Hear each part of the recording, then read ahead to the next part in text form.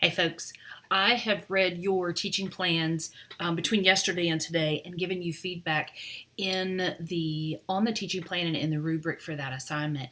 It is important for you to go in and read that feedback. I realize that you're wrapping up the course and you're in week 8 and you're moving forward in your academic progression, but understanding a teaching plan and the nuances to each part of that will support your work in 619 with curriculum development as well as 620, where you have to pull everything all together. It is, if this felt like a tedious process, if it felt like that you were never going to get it done, and that once you got one section done, there was something else to cover, folks, that truly is nursing education. Very often, as end users of educational models, we're in the classroom. So we see a presenter or an educator walk in front of the classroom and they give us all this information and they make it look easy. Good educators spend an enormous amount of time prepping for their lectures. They pull their materials together. They're very thoughtful and analytical about the materials they use that will properly enhance the material they're offering. You cannot use one kind of technology for every single situation.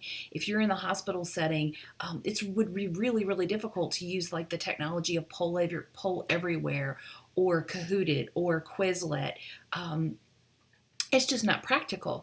But could you be in a huddle and use an iPad to do a demonstration using a website that's innovative? You sure could. Be very thoughtful that you do not get yourself into everything being a nail because all you have is a hammer. You really want to be the innovator in your educational courses. You want to be the person that's willing to try appropriate technology, appropriate new strategies, and use them effectively in the right context. So if you're really good with 5 or 6 different types of technologies or different platforms or different strategies, then as you move through the assignments that you have or the educational content you need to offer, then the methodology, the strategies you use can vary. But if you are fearful of new things, if you're fearful of technology or innovation or new strategies, then you will fall into that rut of doing the same thing over and over again, even when it doesn't fit. The value of service learning in this assignment that we had you do this week, when we think about experiential learning and active learning, so much of service learning really fits in so well with experiential and active learning. The other thing it fits in really well with is our Christian worldview. And our role as Christian nurse educators is to do more than just educate. We really are called to find ways to be the hands and feet of Christ in our community using our gifts and talents. And as nurses, our gifts and talents, not all the times, but frequently circle around our healthcare community, our expertise and our clinical knowledge. I was really excited to see all the varieties of things you all thought about in bringing into the community, from childhood safety to HIV education to health and wellness education, even the tool of using an anxiety evaluation tool to measure anxiety and using that in the community. Lots of really great ideas. You guys did a great job cross-secting all of the specialty areas. I was really excited to see that.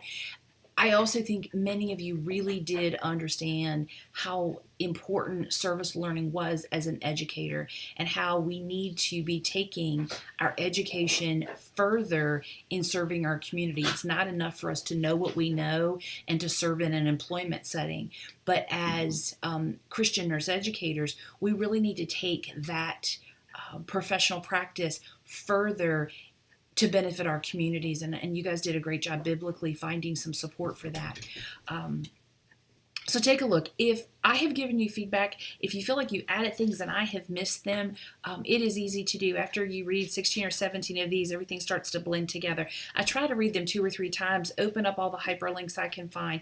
But if you feel like you've covered something and I have missed it, please don't hesitate to send me an email or give me a buzz and say, hey, Dr. Hudgens, I've provided you this. Here's where it is, and we'll work through that together. It is certainly my intent to be thorough.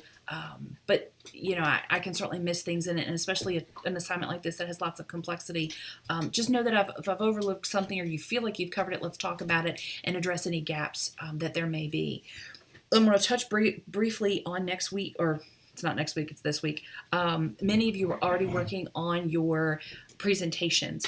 The important thing for the presentations is to be mindful of 2 things. One, are you being congruent with what you said you were going to teach in your teaching plan? And 2, are you being mindful of the time limit? If you try to upload a presentation, if you do a video and then you try to upload it and it's a 30-minute video, you're going to have a very hard time getting YouTube to take your video. Follow the instructions carefully. The other thing to remember is if you have I'm flipping to make sure I've got that. Okay, if you have a Mac, if you have an Apple product that you are using, there can be issues with the interface of Mac and YouTube, especially if you chose to do an online course and your module is online and you're going to do a voiceover PowerPoint because your module was online. The PowerPoints sometimes have hiccups. So just be mindful that if you've not used technology to transfer things to YouTube, do not wait until Friday at 10 o'clock trying to do this. There will not be a course extension, so you are held to the deadline. So I really don't want you to get tangled up with technology and not be able to properly submit your assignment. So be mindful of the topic. The other thing to remember is if in your presentation, the idea for me is to be able to see you in the role of the nurse educator presenting information you said you were going to present. If you don't have enough time to do all your strategies, let's say there was a simulation in there and the simulation takes 15 minutes, but you've talked for 10, it's okay for you to briefly say, students, we're going to get together and we're going to go to the lab and we're going to do the simulation that covers these topics. For you to reference it in your video, I don't expect to see every single piece and part. I expect to see you making a really good effort to teach what you said you were going to teach in a professional and polished way. This isn't a gotcha assignment, folks. This truly is wanting to see you walking the walk. So do your best with that. Don't wait until the last minute and be mindful of your time frame. Last thing to mention, your Typhon logs that are due this week. Be sure that you have read the feedback from log 1 and log 2 before you write log 3.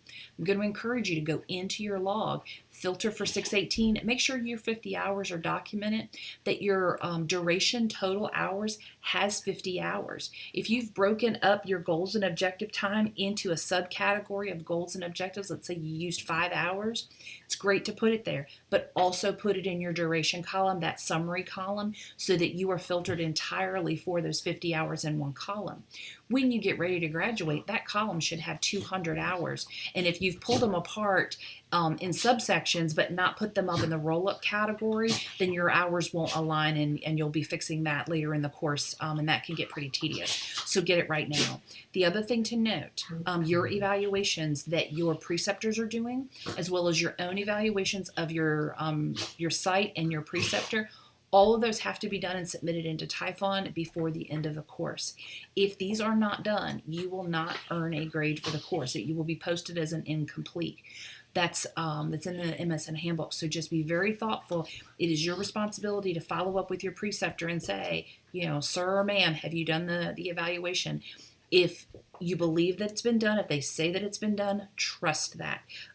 Miss Sterling and I aren't going to be able to go back into Typhon and filter to double check. Know that if it's not there, we'll holler at you. But if you have checked to make sure it's done, you've gotten a verbal confirmation from your preceptor that it's done, and you've done your part, you're going to be fine. Typhon works fairly well. Any hiccups, we'll holler at you and let you know. Miss Sterling is really good about checking at the end of the week. She'll probably hear something tomorrow or Friday and let you know if anything is missing. So just remember, it's your responsibility to keep up with this. and track it from your side.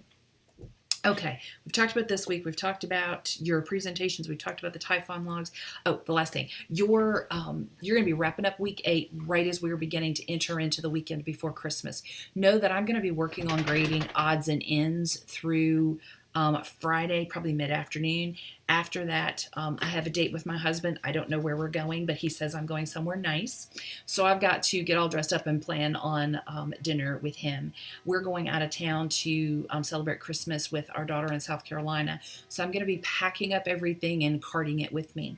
But know that when I get to South Carolina, I'm going into mom mode, and I'm going to be a wife and a parent, a grandparent to puppies and kittens.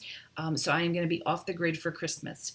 I will do what I can to get things done if anything's turned in early. But after that, I will be picking back up on the 26th and working on grading. Our commitment to you is to get all of your course grades by the 27th, which is that Wednesday. And then your final course grade, assuming that all your work is done, all your evaluations have been submitted, all the loose ends are tied up, will be in by that Friday. I normally do your course grades, get that done, and give you 24 hours and then post your final grade to clarify any questions or concerns. So just know that there for week 8, things are just going to get a little wonky because of Christmas. My hope is that once you have hit submit on your final assignment, that you will pray over it, be done with it, and just completely dial into Christmas. I am going to encourage you to be aware of email through Friday, maybe early Saturday, just to make sure that if there's anything that's obviously missing, that we can holler at you and let you know. Otherwise, it is what it is. Enjoy Christmas, and we will be in touch in that midweek after Christmas. I hope that wherever you are and whoever you are celebrating with, that you have a very, very Merry Christmas, that you feel God's grace, His love, His mercy, and you truly are blessed by the celebration this time of year. Sometimes this can be a stressful time of year for many families. My hope is that you're in a good place to really to feel at peace and to find His grace and mercy in this season, and that you are as in awe of this opportunity to celebrate the birth of our Lord and Savior Jesus Christ for the holiday season. Know that I have enjoyed walking with you in this section of your journey, and I will look forward to seeing the rest of your work and maybe cross paths in the next couple of courses. You guys take care.